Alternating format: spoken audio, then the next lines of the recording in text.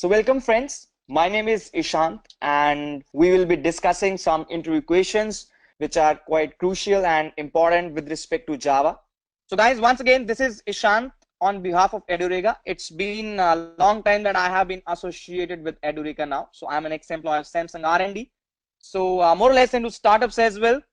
And it's been more than 10 years for me that I am into the Java. So I am a technocrat more or less. So love to explore Java. Android and I somehow we are very well connected. So I'm also an alumni with BITS Pilani. So worked across various nations as well. So South Korea, US, Canada, etc., etc. So this was a little bit about me.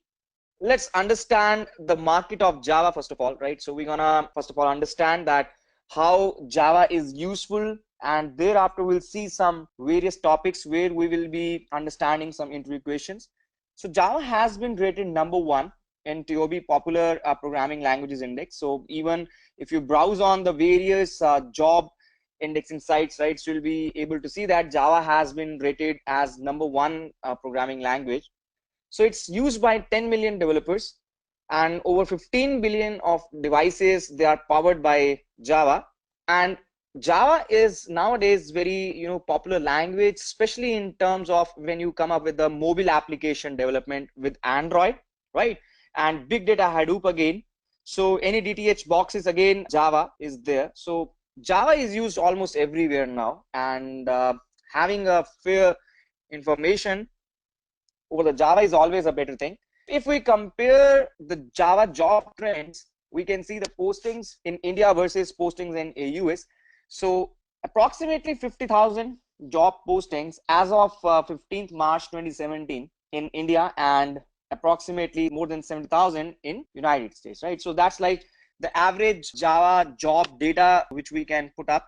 It's now from the various different portals, guys, right? So Naukri and Indeed and LinkedIn, if you can see, right? So depends now, but we have taken up the maximum from the Indeed, right? So quite few good job postings available. Now if we talk about the distribution and the salary trends, again Java outshines, right? And 62% of the Java development jobs are available in the market, right? We got various different roles in which the people can fit in. We got engineers, architects, programmers, leads, analysts, and consultants, right? And we got $102,246 per year as in the average salary for a Java developer, right? If you can see, there are various statistics available for the salaries. Again, guys, this data has been mined, and it is as of 15 Jan 2017. So what we are up to, we will be understanding some basic Java questions, right? So what and all are the questions which are fired in the interview rounds, right? Other than that, we'll be taking on to the topics one by one. So we'll take on to OOPS, that's like object-oriented programming structure, and this is the core of your Java. Then we got servlets. So they are the basic components when you are going to write your web applications. Then you got Java database connectivity, where we'll be understanding and we'll be introducing to few of the concepts in the market with respect to the database connectivity. Then Spring, as in the framework of frameworks, right? So we'll be discussing what is Spring, and emphasis will be on the MVC part, that's like model view controller. And lastly, we'll be discussing the Hibernate. So Hibernate is gonna be the backend framework, right? How you can opt for Hibernate instead of JDBC. We'll just see some comparisons and see various interview questions coming into that part. So let's just start with something known as the basic questions which are asked to the candidates in the interview process. So the very first is the difference between three terms, that's like JDK, JRE, and JVM. So as a Java developer, you must have a fair knowledge what exactly are these three terms, right? So guys, let us understand now. So Java virtual machine is basically an abstract machine. It's a software which is already provided by the platform. So it provides the runtime environment. Whenever you are writing the Java source code, it gets compiled into the bytecode. So JVM is that layer which is going to execute your bytecode now. Other than that, you got JRE, which is the runtime environment. Now it's basically where JVM is gonna use the JRE So JR is set of libraries required by the JVM in order to execute your code. JDK is one development kit required by the Java developer. So it consists of various APIs for you through which you can write your code. So just for an instance, right? So JDK will contain your various packages coming into, for example, java.io, java.util. So all these APIs, the set of library, the information that comes from your Java development kit. Other than that, it has various tools also available. For example, Java and Java C, right? So Java C is a tool which is used for compilation, whereas Java is for the execution of your bytecode. So these tools are also part of JDK. So let's switch on to the next question. What is synchronization? This is one of the hot favorite questions. Whenever you talk of threads, so we do have this term known as synchronization. So synchronization is something where multiple threads, if they're gonna access the same object, right? So there is only one resource which multiple threads they want to access. You need to come up with something known as synchronization. So guys, what is synchronizations? Here we'll take up one example. Let's say we want to book a movie ticket and it's gonna be one seat which has to be booked by multiple people, right? So let's say one corner seat in the last row has to be booked by multiple people.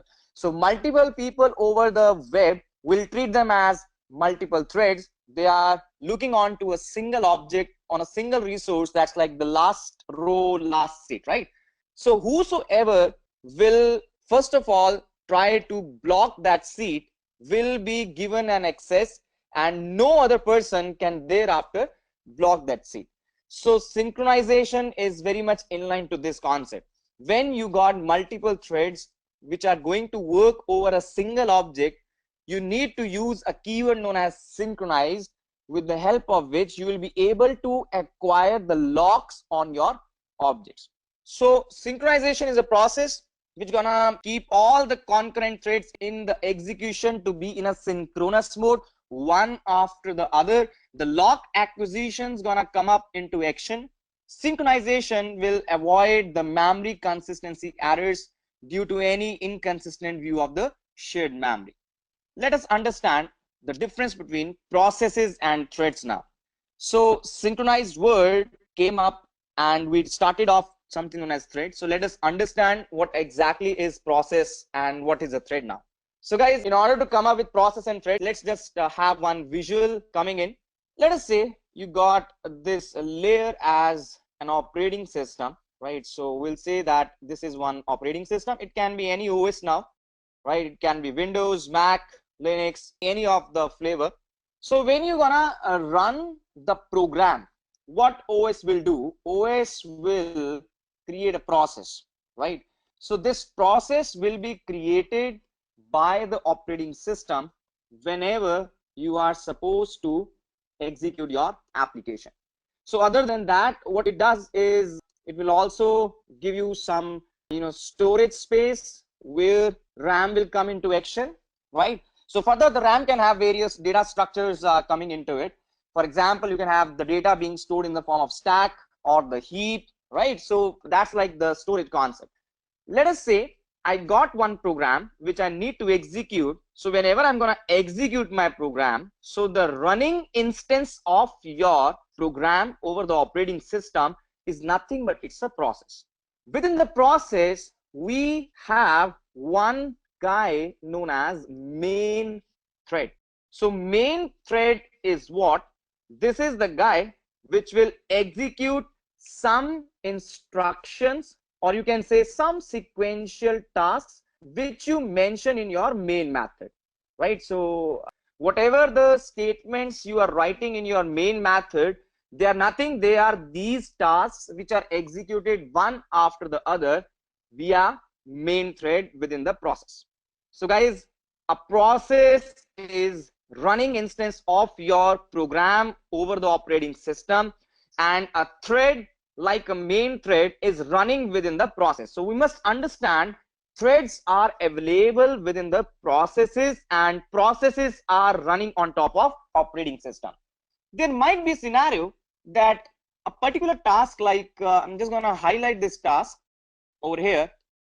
So this might take a longer time, right? So let us say this particular task will take a minute or so because it's gonna fetch the data from the server now. So in this context, right, so these three tasks, they will be blocked, right? So when I am talking about these three tasks, the yellow states, so they're gonna get blocked now. So what we can do, we can bring down one more thread, and we'll say that this is one user thread or child thread. So we got various other terminologies for this guy, right? And we'll offload the heavier task over here of the main thread to the user thread. In this way, what we are able to do is we are able to outsource the heavier task to some other thread, and we will be coming up with the concept of concurrent programming. That is what we want to achieve now, right? So let us understand what has happened over here, guys. So let's see this part now. So process and thread, they are two different concepts, but we must understand now any executing instance of a program on top of your operating system is nothing but it's a process. So on operating system, we got multi-processing, whereas thread is something which is a subset of the process now. So within a process, you got multiple threads. So multiple processes on OS level, multiple threading on process level. When you talk about the communication, so one process, when it wants to interact with the other process, we call the processes as inter-process communication, where threads within a process, they can directly interact with each other.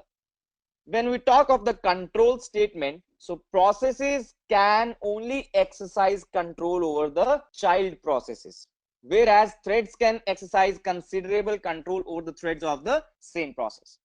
Any change in the parent process will not affect the child process, whereas if there is something where the main thread is getting affected, the other user threads or the child threads, they might get affected. If you talk of the memory structure, so processes, they run in the separate memory space. Each and every process will have its own memory space, whereas threads, they want to share the same memory space which is being allocated to the process by the operating system. So guys, once again, process is controlled by OS, whereas threads are controlled by the programmer in a program, right? Or you can say by the process itself. If you talk of the dependency level, processes are independent, where threads, they're gonna get dependent, because if you can notice this image right over here, so we created this user thread and there is a dependency that this task has been outsourced to this user thread by the main thread. So dependency of the main thread over the user thread relies, and vice versa, right? So it can be based on our logics even. So let us move to the next concept now. So the next fundamental is what exactly is a wrapper class. Now this is also one of the hot favorite question which is always asked. What is the wrapper class? What is meant by the term boxing or the auto boxing? So let us see this part, guys. So wrapper classes, they are the way where we can convert the Java primitives into the reference types, that's like the objects. So each and every primitive type has a wrapper class defined, and it's in by default they are available in java.lang package. You need not to import any package. So for boolean we got boolean, right? For char we got character, and for int we got integer, for double, so on and so forth, guys. So wrapper classes are the means by which you are able to convert your primitives into the references. So let us understand what exactly is this conversion of primitives into references. Let us say I got this I as 10. So we call this guy as a single value container, because I can contain only one value. It's not an object now, it's a primitive type. You want to convert this primitive guy into an object, you say integer iref assign new of integer, and you mention this guy I as a part of constructor. So what we have done, we have boxed. So it's like constructing the object now, constructing the object. So that's what we have done, guys, over here, right? So this particular statement over here is known as boxing. On the other way around, when you say in JAssign iref dot int value, so this concept is known as unboxing, right? Extracting the value from object. So you must understand this concept over here, boxing versus unboxing, which is achieved with the help of wrapper classes. Other than that, you can also say integer kref assign I. So this is known as auto boxing, right? So this instruction is translated internally by the compiler as in integer kref assign new of integer, where we got this guy known as I, right? So this is auto translation. You need not to write the whole statement. So you just mention the partial statement or the implicit statement, we call it as auto boxing. And if you write down, let's say L assign kref, right? So this is known as auto unboxing. So important question again, what is boxing versus unboxing, and thereafter what is auto boxing versus auto unboxing. So the major reason why we do boxing or unboxing is to convert primitives into the objects. Now if you're talking about object oriented programming structure, right, so we are always thinking of objects now. So if you are able to convert primitives into the objects, it means that you are strictly and truly following object oriented programming structure. So we got one way of doing it, and now you can also pass by reference the primitives. So that's one more way of coming up, like why you do a boxing part. So we can pass the variables by references now, right? Because here you are getting the references to the objects. All right, so let's come back now to the next question, number 5. That's like, what are the keywords final, finally, and finalize, and what is exactly the purpose of it? So they are now the 3 different keywords, right? So even the final term is something which means the last thing, but they have different meanings in different contexts now. Now final is a kind of a constant. So if you mark a variable as final, you can't change its value. So here if you can see a very small snippet, right? So A is 1000 and you try to change its value, the compiler will not allow you to do so. So final is a keyword where you are able to mark your variables as constant. You can also mark your classes to be final. In that context, you cannot inherit from that class. You can also mark the methods to be final. In this regard, your methods, they will not be overridden. So final can be used with 3 of the concepts: final as a variable, final as a class, and final as a method. Finally is the other context where we use it with the exception handling techniques now. So what exactly is the place where we will be coming up with finally? So many a times when you are writing the exception handling code with a try and a catch clause, there might be a scenario whenever the exception will come, the statements mentioned within the try block, they will not be executed below the statement where the exception will come, right? So let's say there are 10 instructions in the try, and on the 5th instruction in the try you get an exception. So below 6, 7, 8, 9 and 10 instructions, they will not be executed. You need finally block to mention such instructions which must be executed, either exception comes or it does not. So finally is that piece of block which will be executed whether the exception is coming or it is not coming. For example, if you want to close the database connections, now exception is there or not, but we would like to close the connection at any cost, right? So you mention all such statements in your finally block. So the next part is finalize. So guys, finalize is a kind of a destructor. So whenever the object will be removed from the memory by the garbage collector, so this finalize method will be executed. So you can explicitly try out this example where you can say system.gc, right? And you need to just mention your references to be pointing to the null, and thereafter your finalize will be executed. So you can just have a small example on this, right? So what I can do, I can just demonstrate this. So let's say we got this class known as finalize demo, right? And I'm just gonna make this method finalize over here. So I'll say CISO object finalized, right? So here we go. Now what I'll do, I'll create the object of finalized demo. So I'll say finalized demo, fd reference assign new of finalize demo. So here we created an instance, and thereafter I'll say fd ref to go as null. It means it is not pointing to anything now. So later I'll say system.gc. So GC is called to the garbage collector, and it's gonna destroy the objects which are no longer required. So now you can see over here. So let me run it as a Java application. It says object finalized. Why is it coming? Because it's acting as a destructor call. So anything which you want to do before your object is removed from the memory, right, you can write it into the finalize method. All right. So let's go to the next concept. It's a difference between string buffer and string builder, right? So before we jump on the string buffer and string builder, we must understand they are both similar concepts when they are compared with the string class. So string is immutable version, whereas string buffer and string builder, they are the mutable versions, right? So let me define this part, what is meant by mutability versus immutability. Consider you got this string str1, which is a new string having hello, and you got this one more guy known as string builder. You say builder assign new string builder, and you mention hello. Similarly, you say string buffer.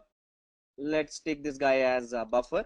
You say buffer assign new of string buffer. Again hello.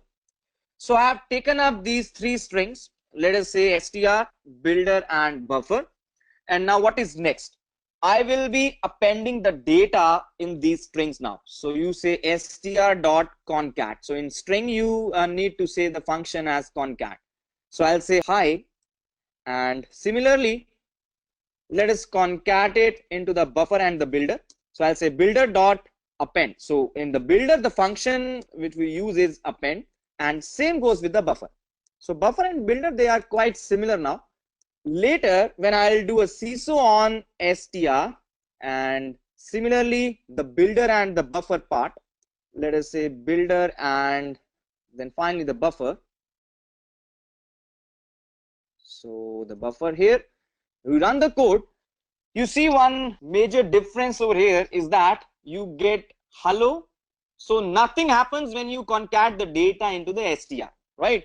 But in case of builder and buffer, the data is concatenated. This is why, because strings are immutable, whereas buffers and builders, they are mutable. This is also one of the very beautiful query, first of all. So guys, buffer and builder, they are the mutable sequences, whereas string, it is immutable. You cannot change it, even though you are going to perform an operation. So what is happening over here, whenever you concatenate the data, you will be getting a new string, right? So you need to store the data into a new string.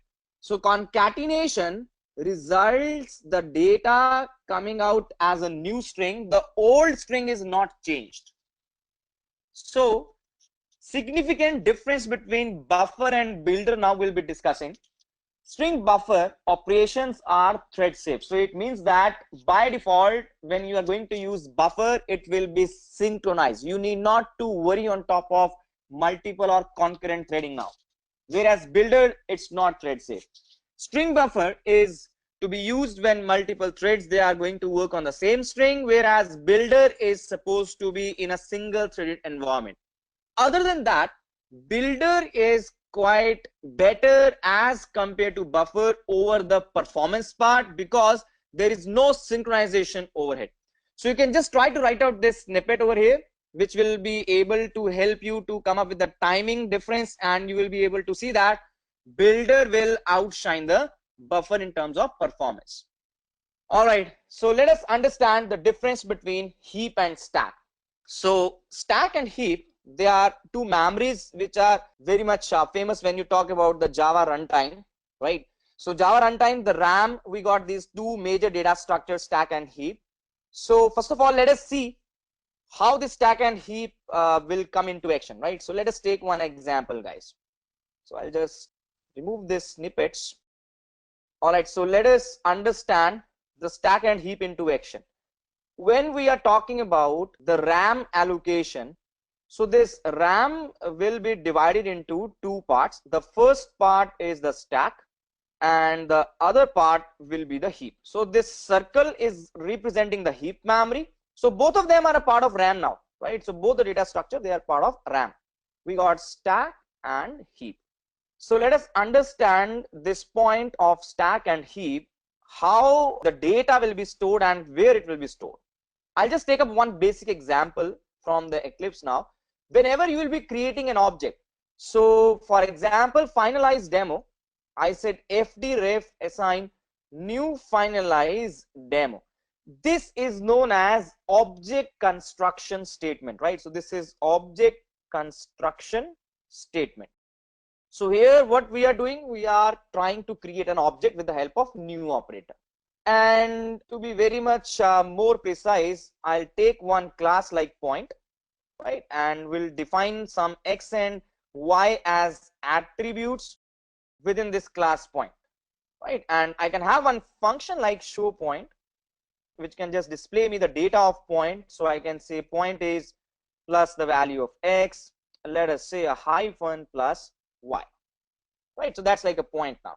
So how I'll be creating the object of point now? Same way you created the finalized demo, you say point p1 reference assign new of point.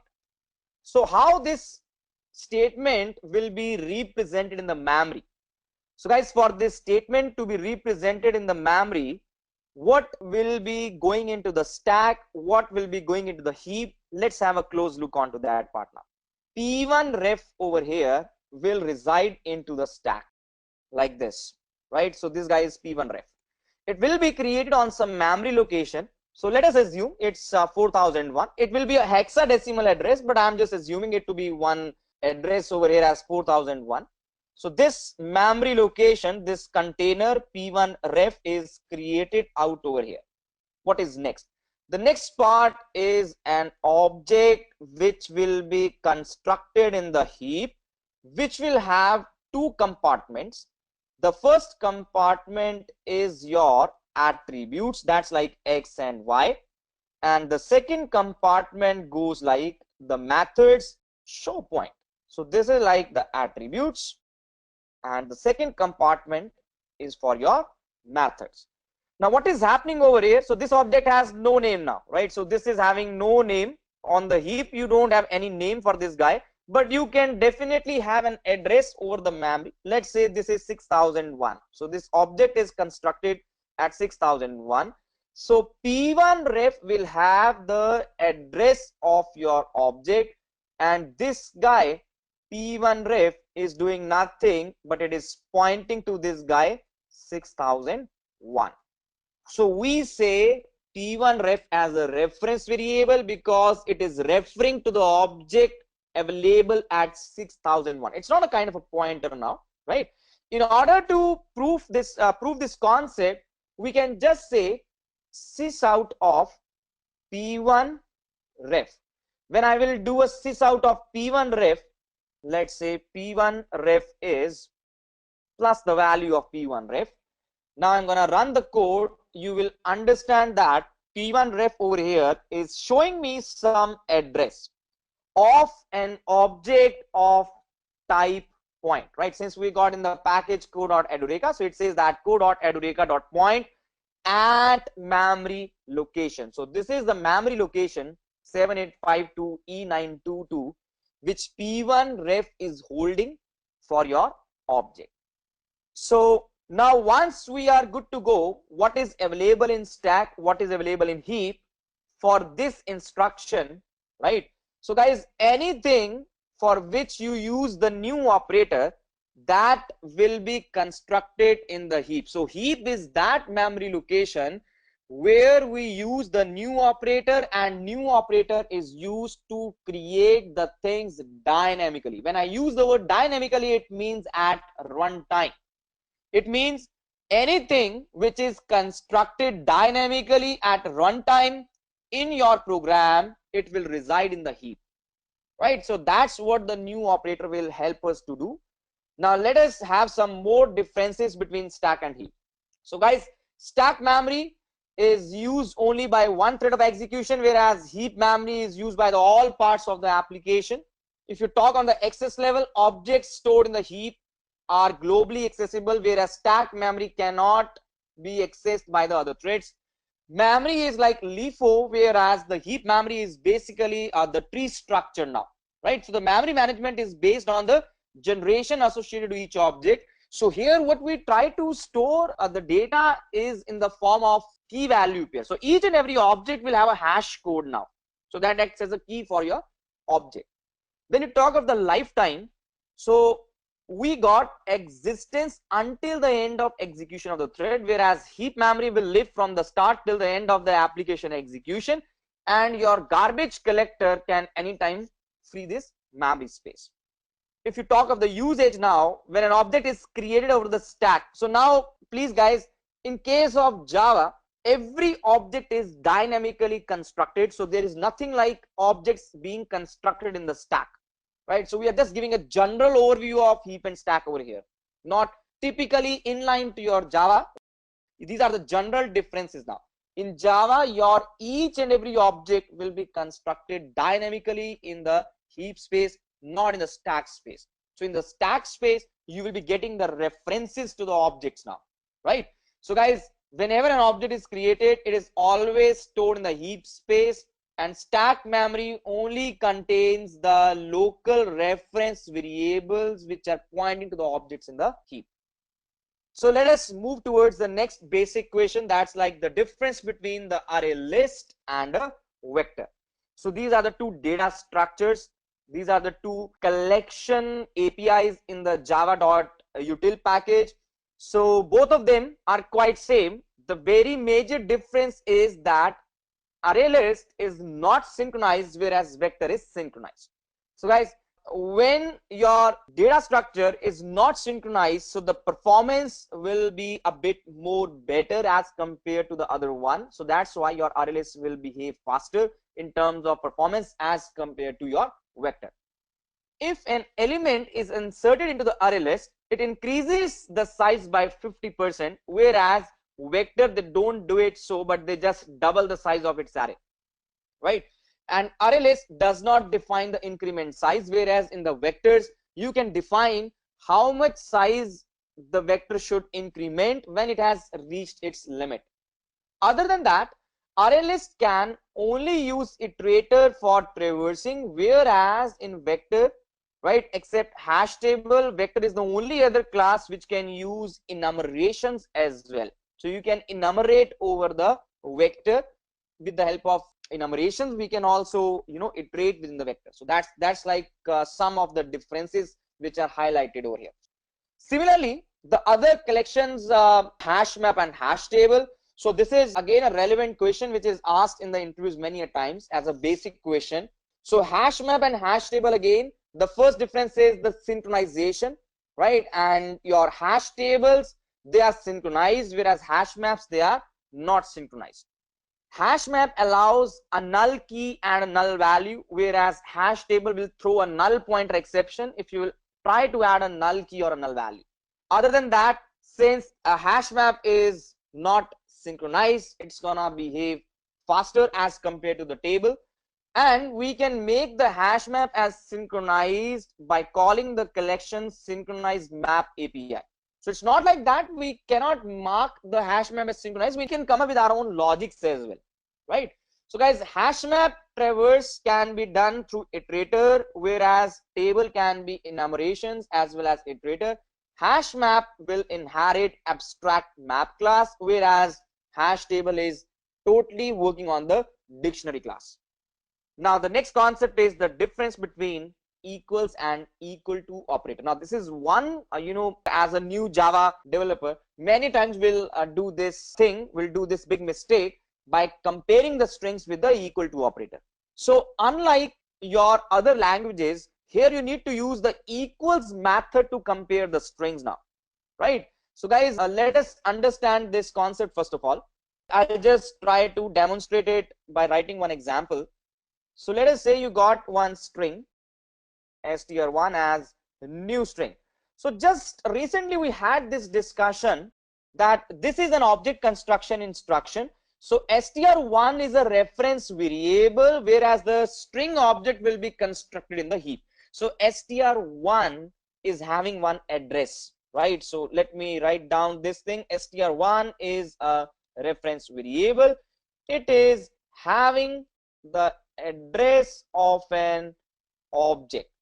Similarly, I'll create one more str2, right? So str2 is also a reference variable. It is having the address of some other object.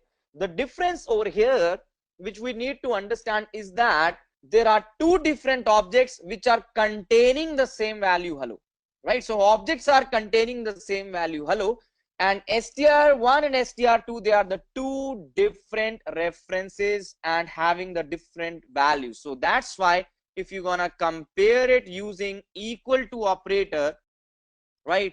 So it's gonna say str1. Let me just finish out the program, and in the else part I'll just say not of equal to. Right now you will observe that str1 is not equal to str2.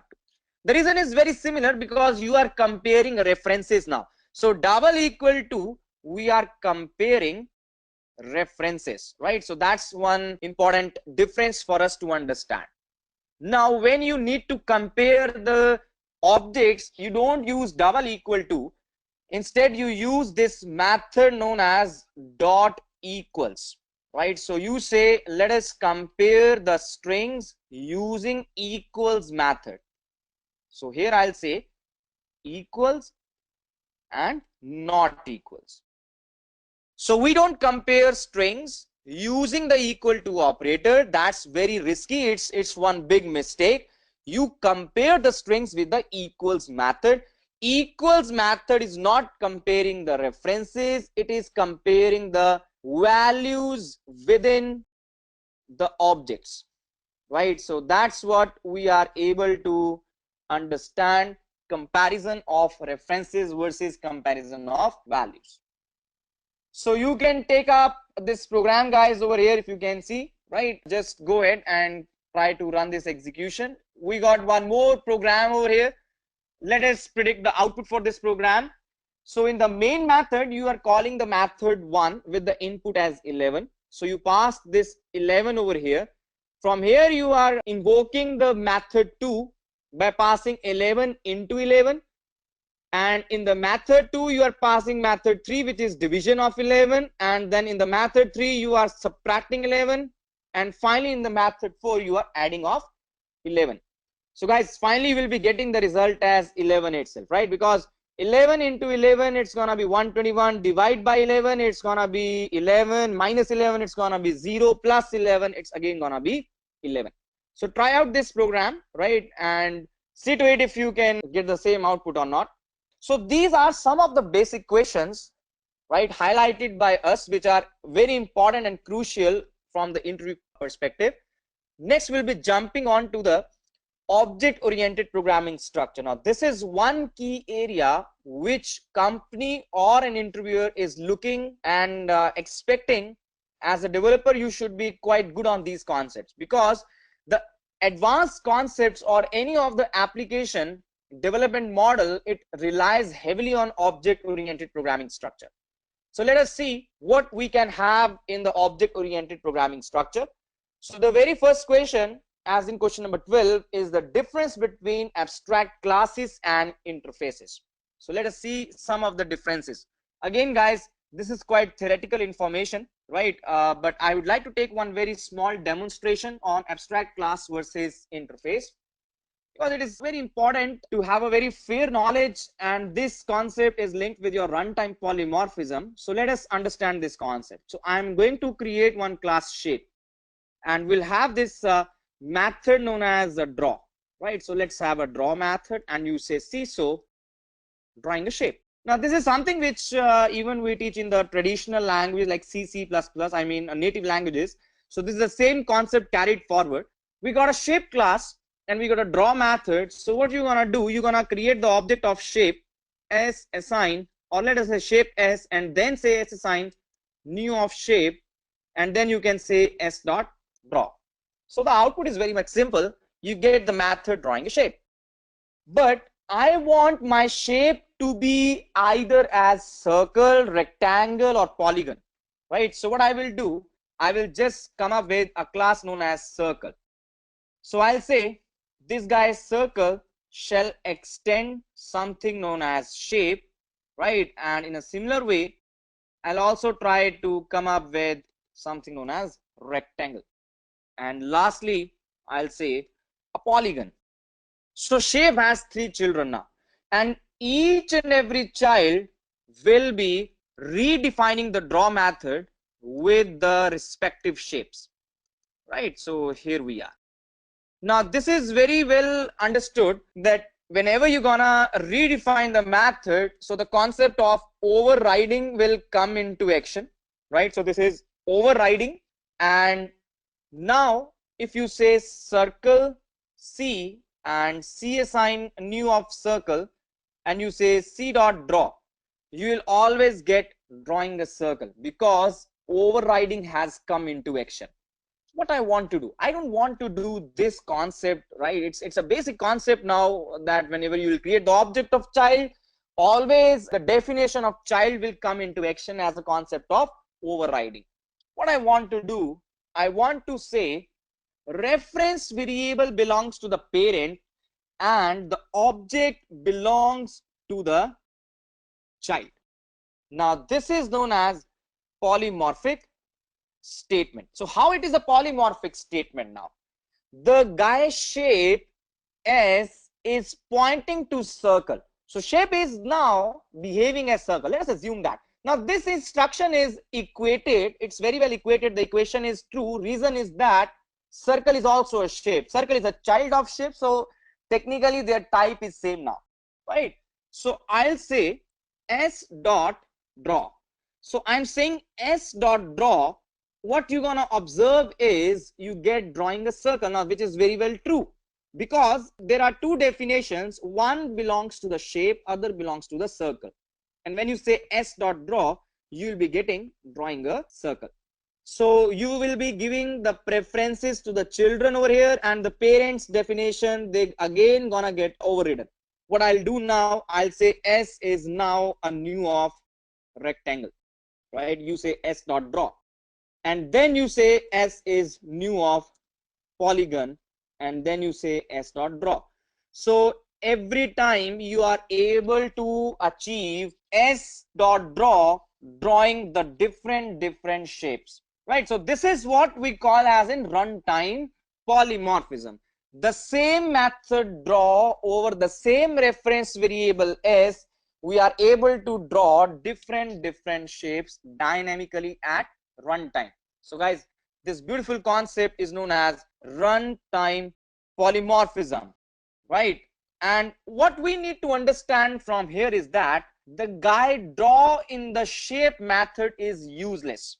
Having this concept over here that s is a new shape, so having the object of shape and executing this guy s dot draw makes no sense. It's not a pretty good sense, right? Drawing a shape makes no sense. Shape has to be circle, rectangle, or the polygon. So what we need to understand from here is we need not to have the object for this class, and we need not to have the definition for this guy draw. So you can change the architecture of your program, and you can bring down one more class shape, mark this guy as abstract, and mark the method within your class also as abstract. So an abstract class is a class for which you cannot have objects now. You can't create the objects, right? So here you can see it's an error. Other than that, the method can also be marked as abstract, which means you need not to have definition. So guys, when a class is marked as abstract, you cannot create the objects, but runtime environment will create the object, right? So see, so I say shape is constructed. Very important difference which I'm going to highlight today. So when you say the constructor over here, right, so you are able to create the constructor. It means the objects can be constructed for the shape, but you cannot create it. Runtime environment will be able to create that. You cannot create. If you will try to create it, it's gonna give you an error, right? So the same problem statement is solved, drawing a circle, drawing a rectangle, drawing a polygon, but before the construction of the child object, the parent object is constructed by the runtime environment. So we say this is object to object inheritance, right? So what is happening over here? Inheritance is happening over here from object to object. So the parent object is constructed by the runtime environment, and then the child object is created. So abstract class is a class. You cannot create the objects, but the runtime environment can do so, and it can have abstract methods which have no definition. So no definition for this guy. Who has to define this guy? The child has to mandatorily define the definition for the draw. So if the child is not defining the draw method, it's gonna throw an error. So let's try to see this. So you try to comment out this code, you can see now it is giving you an error. So if there is n number of abstract methods in the abstract class, you need to redefine them in the children. Now we can understand this part, that this shape has helped us to improve the concept of runtime polymorphism.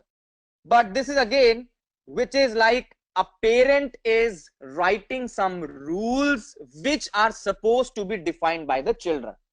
Now there's a relationship known as parent and child relationship. So abstract class shape is, when extended by the circle, it's a parent-child relationship. For example, the parent is just making a rule that breakfast has to take place at 8 a.m. in the morning. Now the children, they need to define this rule, and they can come up with their own definitions. Okay, we'll come up with a breakfast at 8 a.m. but I'll have snacks, I'll have bread and butter or anything, right? So that's like a parent and a child relationship. And from basic shape class, we came to an abstract class shape with some, you can say there were some problems over here, that we didn't want the object to be coming up and we didn't want the draw method to take place, right? So we achieved a better way of coming up with runtime polymorphism through abstract classes. Now I'll come up with the best way. So I'll say one interface shape with the method as void draw. So guys, this is the best way to achieve runtime polymorphism now. So what I will do, I will not say extend shape, but I will say implement shape. Now this is the difference which we must observe over here. So rather than doing an extension, I am doing an implementation. And in the interfaces, by default, the methods are public abstract. So it is by default like public abstract void draw. And in the interfaces, if you will observe now, so this constructor is significantly an error. It means that neither you nor the runtime environment can create the objects of shape, right? So it's an error, right? So for the interfaces, neither you can create the objects nor runtime environment can create objects. It means this is not object to object inheritance. There is nothing like parent and child relationship over here. What is the problem over here? This is the kind of traffic police, or the police department is imposing the rules on us to wear a seat belt, and now we need to define that rule, right? So traffic police is imposing a rule to follow the traffic lights, and it is up to us that how we define that rule. So it's not a parent and a child relationship kind of a concept. It's not parent object and the child object concept, right? I hope you got the example and you are able to correlate the fundamental between the interfaces versus the abstract classes. Now, since this method is by default public, so in order to redefine, you need to always have a higher access or the same access, right? So this is how you have achieved one more refined way of runtime polymorphism, right guys? So what we have understood, let's come back and now summarize the whole concepts. So abstract class and interfaces, they are the two different concepts, but we can accomplish runtime polymorphism with both of them, one being the parent, other one being one implementation, right? So guys, an abstract class can provide complete default code or just the details that have to be overridden, whereas interface, it will not provide any code. So it's just the signature. There cannot be any definitions in the interfaces, whereas abstract classes, they can have the definition. So we can only extend a single abstract class, whereas a class can implement several interfaces. So this is not multiple inheritance, it is multiple implementation, right? Moving ahead now, abstract classes can have even regular methods, whereas interfaces, they cannot have. Now the instance variables in the abstract class, they can exist, but an interface, it cannot have any instance variables. Its variables are by default static variables, right? In abstract classes, you can use public, private, protected, so on and so forth, whereas in interface, by default, the visibility is public or none, right? So it is by default public somehow. If you mention nothing, it is by default public now. So here we can have constructors, here you cannot have constructor. It means that you don't create the objects, but runtime environment will create. Here neither you can create nor the runtime environment can create. Now abstract classes are faster as compared to the interfaces. They are slow because it requires extra indirection to find the corresponding method in the actual class, right? So that's what we got, some of the theoretical differences after the practical implementations. So polymorphism, I hope, is now very well clear, right? So guys, polymorphism means more than one forms, where a mobile phone can serve the purpose of camera, remote, MP3 player, and alarm clock, so on and so forth, right? So polymorphism can be characterized into two parts. One is at the runtime, one is the compile time. So guys, runtime polymorphism is where you are coming up with this parent and a child relationship. Again, we saw this map example: shape, circle, polygon, and rectangle, right? So what happens in the runtime polymorphism, you create a parent class and then you create a child class. Child class must override the method of the parent class, and thereafter you do an upcasting by saying the reference variable of the parent can point to the object of child, and whenever you will execute the method, you will be able to see the method execution happens for your child. So what is the difference between overloading and overriding? So guys, overloading is concept linked with the compile time polymorphism, whereas overriding is linked with the runtime. So in the definition part, method overloading means that the same method name should have different inputs or the different arguments, right? Every time they must be different now. So in method overriding, the signature should exactly be same. So here return type will not make any difference, but here everything should be exactly same. If you talk of the behavior, method overloading is basically adding or extending the method's behavior, whereas overriding is changing the existing behavior of the method now, right? So here we are trying to add the functionality, here we are trying to change the functionality. So compile time polymorphism versus runtime polymorphism, different signature versus same signature. And when you are talking of the inheritance, it may or may not need inheritance in method overloading, whereas overriding is only linked with your inheritance. So this is one significant difference, guys, if you can see, right? So this we have already observed the overriding part, but in the overloading part, if you can see over here, the add method with the 2 inputs of type integer and 2 inputs of type double. So this is one significant example, right? So guys, this is like overloading and this is like overriding, right? So you can just I think this is done wrongly. So overriding is this example, overloading is this example. All right, so if there is any method which is private or static, so can you just try to override such a method? So guys, the answer is no, you cannot do so. So private method will not be inherited, so it makes no sense to override it or to redefine it. Whereas static method, it belongs to the class, so you cannot override a static method, right? So it's basically what we call it as in a class to class overriding, which is known as hiding, right? So here the concept is known as hiding. So if there is a static method in the parent class, and if you want to create a method in the child class to override the static method, it should also be static, and that concept will be referred to as hiding now. So what is multiple inheritance and does Java support it? So guys, multiple inheritance is one class extending more than one classes. So this is not supported in Java. So if you can see, there is a diamond problem which comes into action, that if there is a class A, right, and B and C class, they are inheriting the A class, and there is a class D which is getting inherited from B and C. So 2 copies of A will be coming into the last class. So this kind of problem is not solved in the Java. It needs the virtual concepts to come into action, since there are no virtual keyword or any other pointer support available in Java. So we cannot solve this problem now, right? So Java multiple inheritance is not supported.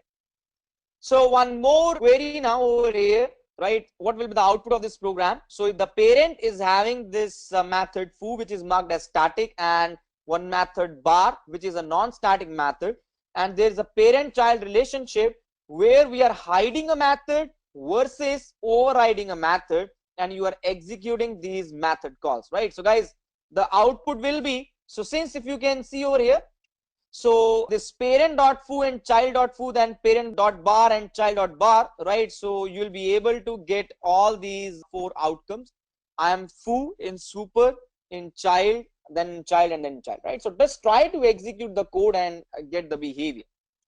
Similarly, we got one more program. So guys, this is where we got multiple constructors, and you created the object for the A.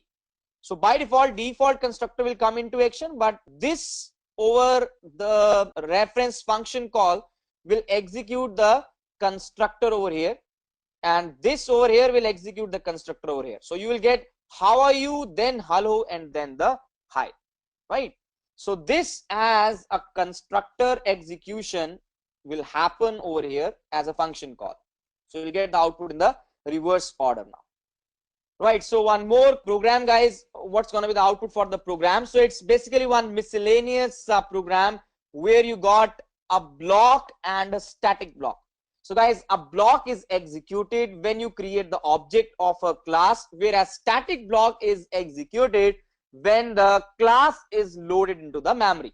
So the idea is to define you guys the role for the static block and a normal block. So a block over here, if you can see, is executed when the object is constructed, and static block is executed when the class is loaded into the memory. So just try to run this program and come up with this output, guys. All right, guys, so now let's understand servlets, right? So this is where we're gonna pursue with the enterprise edition concepts of Java. So we have left out the core part of Java, and now we are moving into the advanced part of Java. So servlets is also one of the core concepts when we talk of the enterprise edition of Java. So let us understand what exactly is a servlet, right? So that's like, what is a servlet? So servlet is one Java program which is executed over the server. Now that's like one very basic definition to what exactly is a servlet. So what happens now, whenever you're writing an enterprise application, you need to have some code which is executed by the server. So if the client is sending a request via HTTP or the HTTPS, request will come to a server, and the server will execute your Java program, and it's gonna send back the response to the client. Now the client can specifically be browser, or it can be a mobile application, or any other kind of a client, guys, right? So Java Servlet is a server-side technology which will extend the capability of web servers by providing support for dynamic response and data persistence. We got Java X.Servlet and Java X.Servlet.HTTP package, which provides the various APIs for writing the servlet program. Now, any servlet program should implement the servlet interface along with the lifecycle methods where you can manage your code snippets. As most web applications, they are accessed using the HTTP protocol. So we got a class known as HTTP servlet, and we got a corresponding hierarchy for the same. So over the web, we use two of the major methods. One is the get, one is the post. So what is the difference between get and post? So guys, get and post, we got two major methods how we can send a request from a client to the server. Other than that, we also have various other methods like put, delete, trace, so on and so forth. So these are the two important methods. Get is when you need to have limited amount of data which can be sent, right? Because the data is sent as a part of URL now. So post is when you have a large data and you need to send it across the body. So it automatically comes up that the data is not visible as a part of URL, and it is more secure in terms of post request, right? So security is more because the data is not exposed in the URL. Other than that, you cannot bookmark the post, but the gets can be bookmarked. We got idempotent versus non-idempotent. So guys, what is idempotent? When you send a request, you get a response. You again send a request, you again get a response, and you compare the two responses, whether they are equal or not, right? So idempotent. So this guy get is more efficient, right? And it is more used than the post, right? Where now it depends, right? So efficiency is like get is more efficient undoubtedly, but it depends upon a requirement where you need to use what. Okay, so let's say you want to do a sign in. So obviously we need to send the username and the password to the server, and you cannot send it across the URL. Even now you can send it, but you need to encrypt the data before you send it, right? So that's like the differences between get and post. Now what is meant by the session management, right? So guys, session is one term which means the time interval between the client and the server. So we have techniques to manage the data within the session. So that's like the session management now. So what are the various methods? So number one, we got the user authentication, then the hidden form fields, cookies, URL rewriting, and we got HTTP session API also to manage the session. So session is a conversational state between the client and server, and it can consist of multiple requests and responses between both of them. Now HTTP is a stateless protocol. You cannot manage and maintain the state, so that's why we need to use some fundamentals through which we can come up with this, right? So guys, every session will have a session ID which will be passed between the client and the server during the request and response, and you can use various different techniques. So to name few, we have mentioned them, right? Now we also have two APIs known as servlet context versus servlet config. So what is the difference over here? So servlet context and config is where we need to extract the data which is stored somewhere as in part of your web.xml deployment descriptor. So we will consider that part now. So servlet config is a single object where servlet context is on a global level now, right? So it's like a local parameter associated with a particular servlet, whereas we got a global parameter. So both of them are the key value pairs, right, mentioned within the web.xml file. Whereas servlet config, so you mention the data within the servlet, whereas servlet context is mentioned out of the servlet tag. In the servlet program, you can use the APIs get servlet config and get servlet context, and thereafter on the basis of the key you can retrieve the data, right? So for example, shopping cart of a user is specific to a particular user, so you can use servlet config, Whereas to get the MIME type of a file or any kind of a global level or a variable, you can use the servlet context. Now, what is a possible life cycle of a servlet? Now, this is really important when you talk of servlets, guys, right? So servlets, they got 5 stages when you talk of the life cycle, right?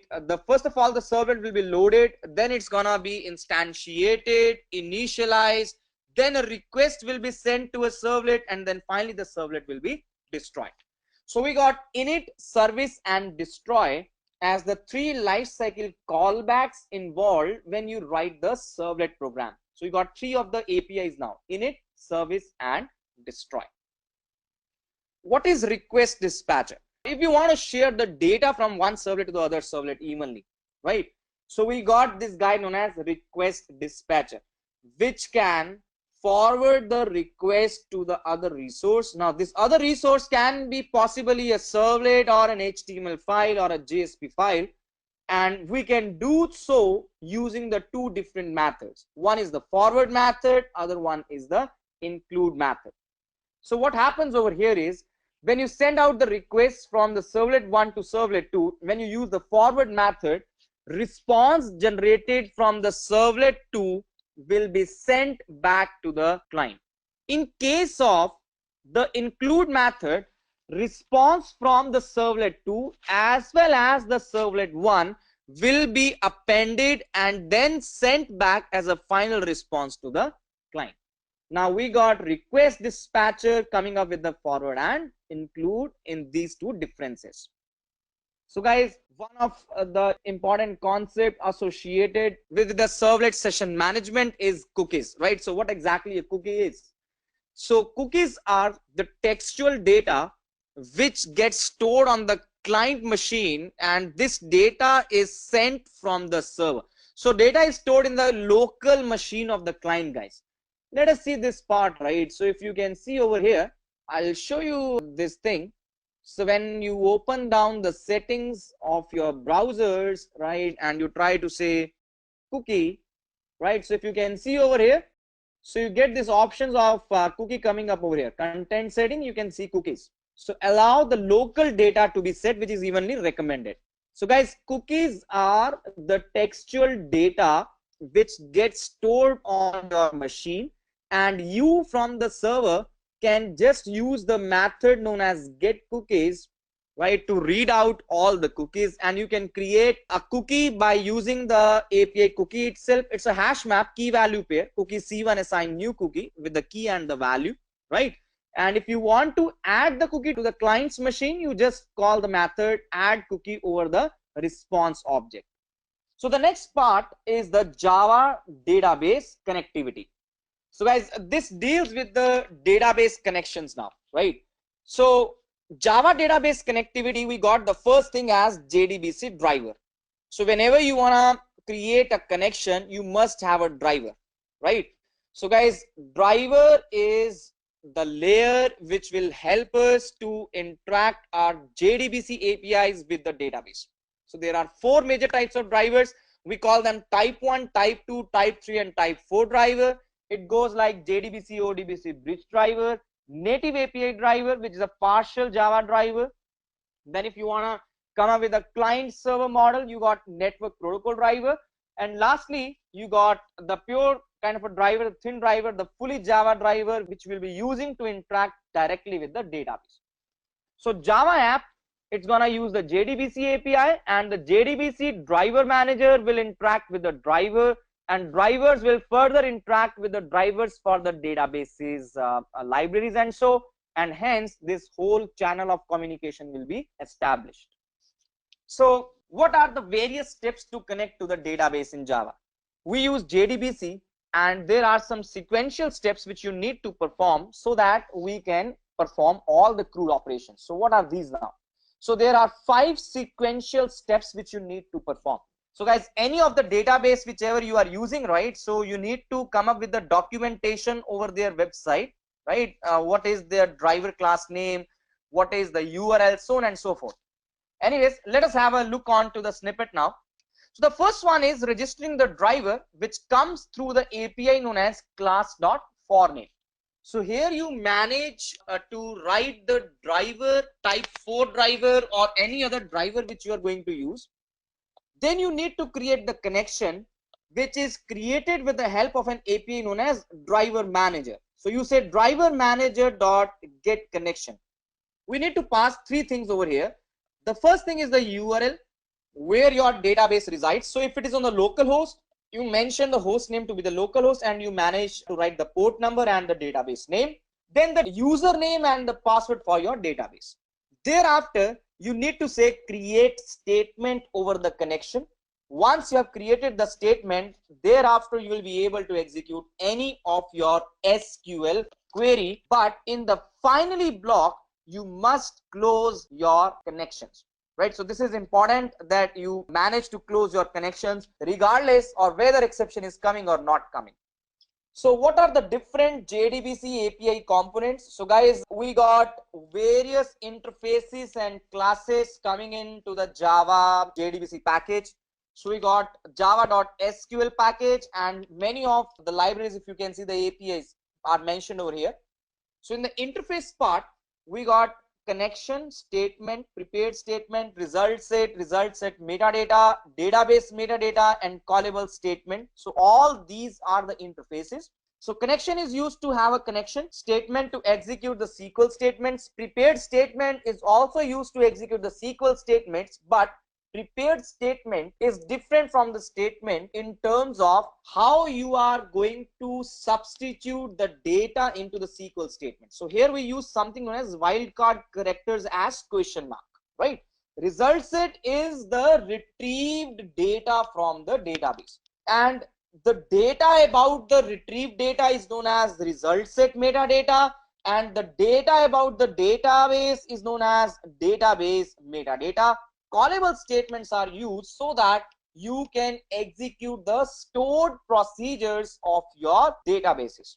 And some of the few classes which are mentioned in the right hand side, it includes driver manager, which is used to get the connection. So blob and clob are the two APIs where you can manage the binary large objects and the character large objects. So binary large object means the audio files, the video files, right? Whereas clob means the textual files. Then the type will define what are the various types. SQL exception is exception in the JDBC. If there is any connectivity issue or any other syntactical issue or any different kind of SQL issues which gonna occur at runtime, so SQL exception is the class to get the error from. Now, what exactly a JDBC connection interface be, right? So guys, the connection interface is the one which will maintain a session with the database. So here we can use the transaction management logic, which means atomicity. So atomicity means that all and everything should happen at once.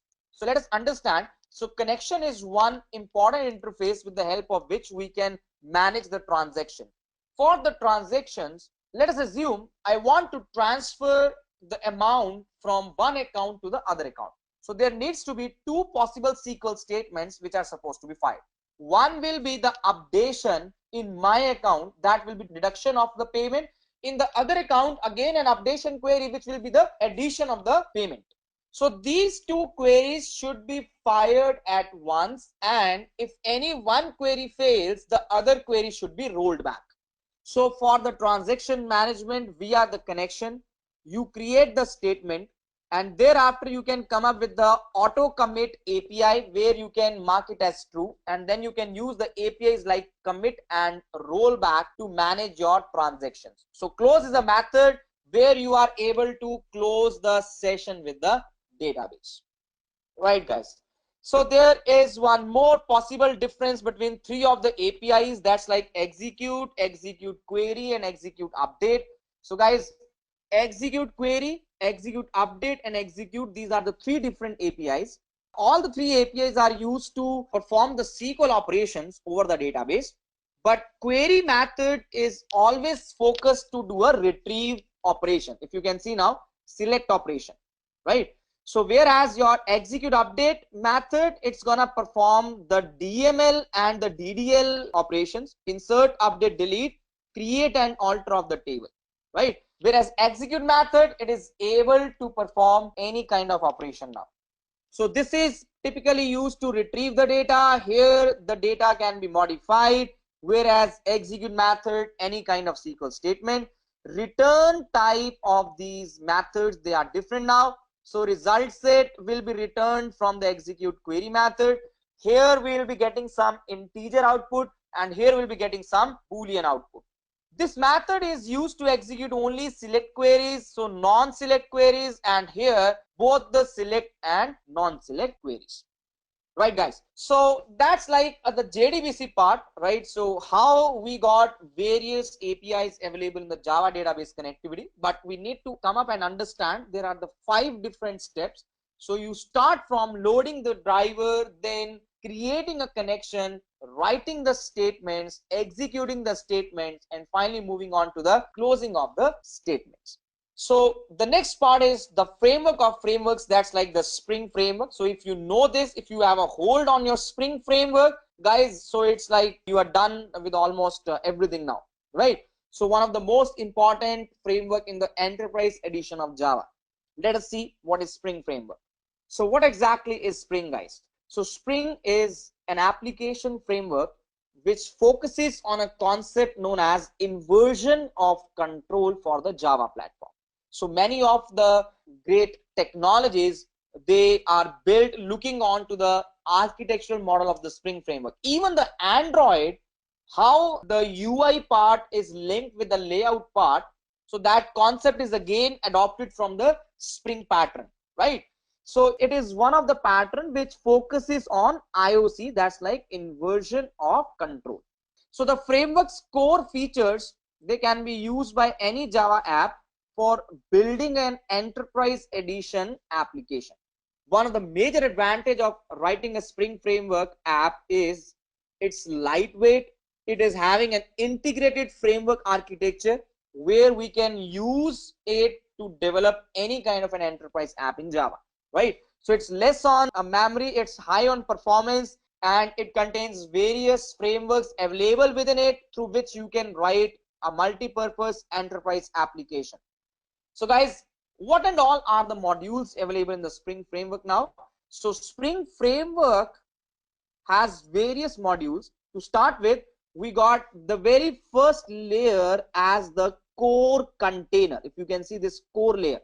So whole of your Spring framework is dependent on this core layer. So this core layer focuses on something known as inversion of control and dependency injection. So we got this as Spring context dependency injection. Then AOP is aspect oriented programming, which focuses on how we can fulfill cross-cutting concerns. Then the database module of the Spring framework includes DAO, JDBC, and ORM, as in the design patterns. So DAO, the data access object. So here we can write the DAO patterns to access the database. We got JDBC support. We also got the Hibernate or the ORM support, which is object relational mapping. The web module of the Spring framework can help us to write the web applications, where Spring MVC is one of the majorly used frameworks in the market now. So model view controller, where model represents the data container, view represents the UI or the presentation, and controller represents the business logic, as in servlets now, right? So Spring MVC is one of the very important concern when it comes to develop the web applications, and we got various web services coming out in this module itself. Let us move on to some annotations which are used in the Spring configuration. So guys, there are various annotations now which are used in the Spring framework now. @required, right? So it's like what is the input which is required. Auto wiring for your dependency injection. What happens pre-destroy, what happens post-construct, right? So before the object is finalized, just after the object is constructed, what is the resource, what is the qualifier. So these are some of the Spring annotations which are used for the configuration purpose. So what is bean in Spring and what can be the different scopes of the bean in the Spring? right? So guys, I'll take up one very a basic example over here to mention this concept, right? So let us take one example. So I got this Spring demo available with me with all the jar files available out here. We got this employee bean.xml file. So just give me a moment, right? So all right. So here you can see now we got this employee bean. So this is one XML configuration for the Spring framework. So we got co.edureka.employee as a class, right? And here what I am able to do is to define the property value tags for my bean, right? In the employee.java, I can say it's basically a bean or a pojo. So what is a bean class? Bean class is a class which will have the attributes along with the setter and the getters, right? So all the setter getter methods are also there. In my client class, what I am going to do, I'm just gonna use this Spring container, and thereafter I will just extract my employee object, right? So just let me do this part. All right. So I got the reference of the employee bean.xml, and in my class I got this emp bean1. So I'll just say emp bean1, and thereafter I'll do a CISO of emp, right? So let's try to run the code, and you can see that the data over here is coming up as in ID, name, and salary, right? I have just overridden this toString method out here. So along with this, I'm also supposed to do a super.toString, right? I'll do a \n and a super.toString. So now it will show me the data within the object as well as the reference variable m is pointing to the address. It is showing me the address as well to the object now. So the bean is extracted from the Spring container, right? So there are various scopes available now. For example, same emp bean1 in my client, if I try to get it again, right? So let us try to say get of bean again, right? As in emp1 and emp2. Let us say this is emp2 and this is emp1, right? So I will closely observe one difference, I mean one similarity, that every time when you request this guy get bean for the emp bean1, you are able to receive the reference to the same object. Scopes of the bean can be mentioned over here using attribute known as scope, and here now I am going to mention it as prototype. You can see we got this guy as a prototype. Now when I run my code again, you will find one significant difference, that here the reference is coming out to be different. It means now by default it was giving me the singleton as a design pattern, but when I change the scope to prototype, every time I am requesting the object of emp bean1 from the Spring container, it is now constructing a new object and returning it back to me. So guys, this is what we got as in what can be the scope of your bean in the Spring. So inversion of control container can have various scopes now. Singleton means only single object, which is by default. So prototype means you can have every time a new object. Request means one object per entire request. Session means one object per entire session, and global session means one object per entire global session on an application level. So how is a bean added to a Spring application? So guys, you use this tag known as bean. You mention the ID, and then you can have the properties as in key value pair, right? So what is the role of dispatcher, servlet, and context loader listener? So guys, dispatcher servlet is acting as a front controller in the Spring MVC. So many times I will call it as a receptionist now. So what happens, any request when it's gonna land up to your web application, so this guy dispatcher servlet will dispatch the request to the corresponding resource available on your web application. So it's gonna act as a receptionist in your program now. Whereas context loader listener, it's a listener which will give you the event callbacks when the context will be loaded. It's like startup and shutdown of the web application context in the Spring root. Now, what is the difference between constructor injection and setter injection? So before you come up with the constructor injection and the setter injection, you must understand what is dependency injection. So guys, let us understand this flow once again. I am having one class as employee, right? And there is one more class known as address. So employee can have the name, employee can have some salary, there will be definitely one employee ID, and employee can also have an address, right? So I'll just say an address to be as ADRS. So what we can do, we can create one constructor of an employee in this way, right? And here you can say EID goes like 101, name goes like, let's say, John, salary goes like 30,000, and address goes like some new address, right? Where address can have some address line, then you can have some city, you can have a state, and lastly we can also have some kind of a zip code. Just mentioning some parameters over here. Now what will happen over the client part, you will be writing employee assign new employee.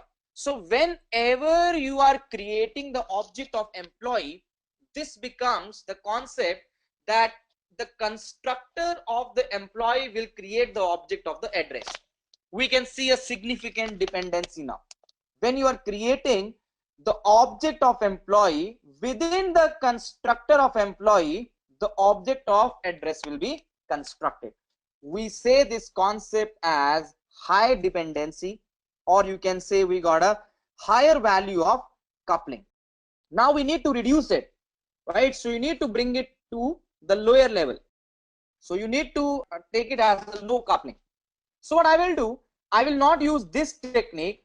I will say, let us create one more constructor and pass the address as an input, right? And thereafter you can say address assign AD, or you can create a setter. You can say set address, and you can say address, and here you pass this guy. So guys, in these two approaches, rather than having a single employee object, you can now create an employee object.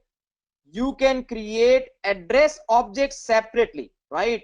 You need not to be dependent upon the employee object, and later you can pass the address object. Or you can say employee E assign new employee and E dot set the address, and you can pass this guy A. So we want to reduce the dependency, or we want to come down with the coupling parameter. We created this logic out here. So setter injection and constructor injection are the two terminologies linked up in order to justify these two terms now, right? So let us open up our presentation once again and look on to constructor injection versus setter injection. So there is no partial injection, so setter injection can lead to partial injection. Here we need not to override the setter property, but here the constructor property, in case both the things are defined. So you can create new instance if any modification occurs. So you need not to create any instance if there is a property change. So better for too many properties, better for few properties. So guys, depends upon your choice, but constructor and setter injection, they are the two key concepts to bring down your dependency to the lower levels. Now, what is auto wiring in Spring? So many times when we are writing this dependency injection programs, you can perform these injection programs based on the names, right? For example, you can mention this auto wiring tag and you can say by name. So you need not to now write an explicit injection logic. It will be mapped automatically for you. So there are various modes through which you can have an auto wiring coming into action. So no is the default mode. It means you don't specify the auto wire. It means here nothing is enabled, so auto wiring is not enabled. So when you mention by name, it means you take the setter method and you map the data corresponding to the name By type will use the type of the attribute, and constructor will inject on the basis of the constructor. So how can we handle any exceptions in Spring MVC framework, right guys? So there can be exceptions now when you are writing the program, right? So Spring MVC framework can help us to achieve robust programming concept through these possible ways. Number one, controller based. So you can define an exception handler method in your controller class itself. You can have a global exception handler where exception handling is a cross-cutting concern through AOP, right? And then you can have a handler exception resolver. So any Spring Bean which you have declared in the dispatcher servlets application context, that can implement handler exception resolver, which can thereafter be used to intercept and process any exception which occurs in the MVC system, and it is not handled by the controller part. So you can use the various different concepts out here. If you can see @exception handler annotation, so that you can specify that this view will be used to display some error.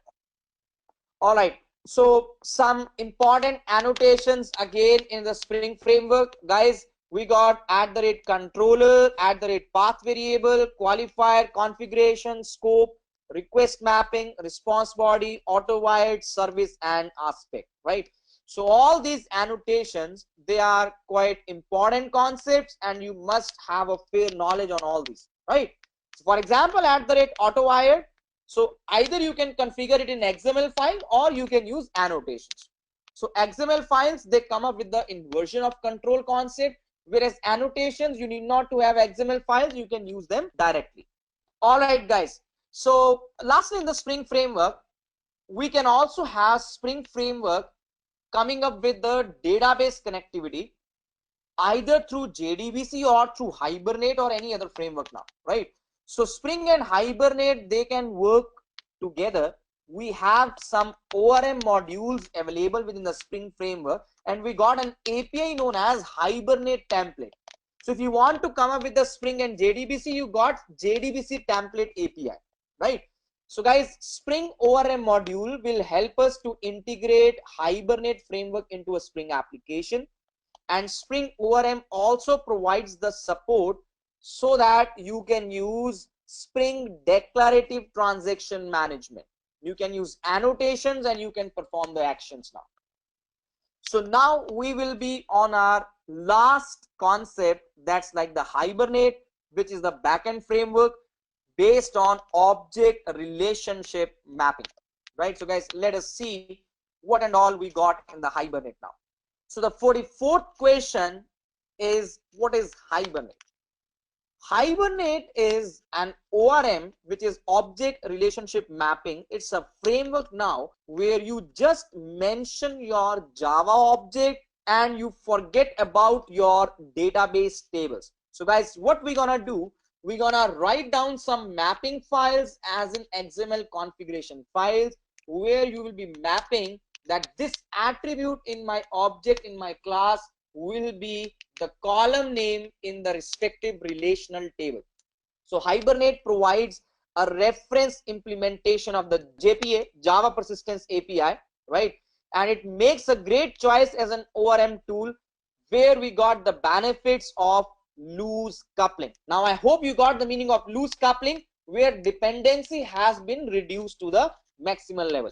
So Hibernate configures all the flexible and can be done from the XML configurations as well as through annotations programmatically, right? So it provides us both the ways now. So what can be the benefits with the Hibernate framework? So guys, Hibernate will eliminate all the boilerplate code, whereas in the traditional approach, you need to mention and write various code snippets, and you need to write the relationship mappings, the cache management. So everything is eliminated when you use Hibernate now. So this framework will provide us XML support as in through configuration files, and annotational support through JPA, that's like Java Persistence APIs. Now Hibernate provides a very powerful language, that's like HQL, which is very much inline to SQL, but You need not to learn it. It's more simpler than the SQL even. Now SQL itself is very simple language. You got more simpler language than the SQL, that's like HQL. So guys, it's an open source project from the Red Hat community, and it is used worldwide, and it's very famous, especially for any large enterprise application. Your Hibernate framework is one of the ideal choices now. Now, any database vendor specific feature, Hibernate is suitable because we can also execute native SQL queries. So Hibernate is not just that we can use its native APIs and you can't do anything out of the box. You got to execute the SQL queries also with the Hibernate. One of the most significant features of the Hibernate is the cache management. So Hibernate provides 3 levels of cache through which your performance of the database operations, they're gonna get improved now. So what is the architecture of Hibernate, guys? So Hibernate of having an architecture in a very simpler fashion, guys. We got a database. On top of database, we got various modules coming in. For example, Java transaction APIs, we got Java database connectivity, and thereafter we got JNDI, that's like Java naming and directory interfaces. On top of it, we got the Hibernate APIs. So configuration API will read the XML configuration file and it will help us to create a session factory. Session factory will be used to create the session, and session is one API which maintains and creates a connection with the database. Using the transaction API, you can use the commit and rollback features, and query API will help you to create one query and retrieve the data. Criteria is one API which will help you to mention the criteria. For example, you got restrictions to manage, for example, greater than, less than, all equal to. So all these are criterias when you are trying to retrieve the data. In the Java application, you just write a POJO class, you just write a bean, and you give this object to the Hibernate, and Hibernate's APIs, they're gonna manage everything for you. All right, we got the get method and the load method in order to perform the retrieve operation. So let's see the differences. Let's say we don't have a record available in the database. So load method will throw an exception, that's like object not found exception, whereas the get method will return a null, as in the object is not found. So guys, get method will always hit the database, whereas load method will not hit the database, right, in case it's not there. And you're gonna get a real object, not a proxy object, whereas load will return you a proxy object. So get should be used if you are not sure about the existence of instance now. So let's say that the record is existing or not, I don't know, so you use get. If you are sure about whatever you are going to extract from the database, it is existing, you can use the load method. So there are now significant differences between Hibernate and JDBC. Guys, this is one of the major query between, as in a part of interviews. So why Hibernate and why not JDBC? What are the differences? What are the advantages that you should be opting for Hibernate? Now, if you're writing a very small app, right, you need not to go on the Hibernate level. Hibernate level is required when you're writing an enterprise app, right, where you need to save the time and you don't want to do a rework, and there are various other differences. So let's have a look onto that now. So guys, first of all, you need to write a lot of code when it comes to JDBC, whereas Hibernate, you have very limited instructions to mention, right? Hibernate supports all the association, inheritance, collection mappings, where in case of JDBC API, you need to write all those logics. So one-to-one, one-to-many, many-to-many, all these mappings, they are available as a support in the Hibernate. Hibernate will also give you the transaction management implicitly, whereas in JDBC, again, you need to manage that part. Now, JDBC API, they will throw SQL exception, right? So it's a checked exception. So we need to write a lot of try-catch block code when you are using this JDBC, but Hibernate will internally manage this try-catch block for you. We got HQL, which is object-oriented programming, whereas JDBC you need to write the native SQL queries. Hibernate will automatically give you the cache management for better performance in 3 levels of cache, whereas JDBC you need to manage it yourself. So by default, Hibernate's performance is higher as compared to the JDBC part. So lastly, Hibernate will provide an option where we can create the database and the tables too, but for the JDBC, these existence should be there before you dump the data. Other than that, one of the very significant feature why Hibernate over JDBC is if you want to switch from one database to the other database, it's going to be very complicated with the JDBC. But in case of Hibernate, we got a configuration file. You just need to change the parameters in the configuration file and you will be able to shift from Oracle to MySQL or any other database to any other database of your choice. So guys, that will be all. So we just wish you all the very best, right? The team Edureka and me, Ishant. So guys, wish you all the very best. Thank you very much. So any questions, any queries and your feedbacks, they are always welcome. I hope that you enjoyed the session. And once again, all the very best for your interviews. Thank you very much, guys.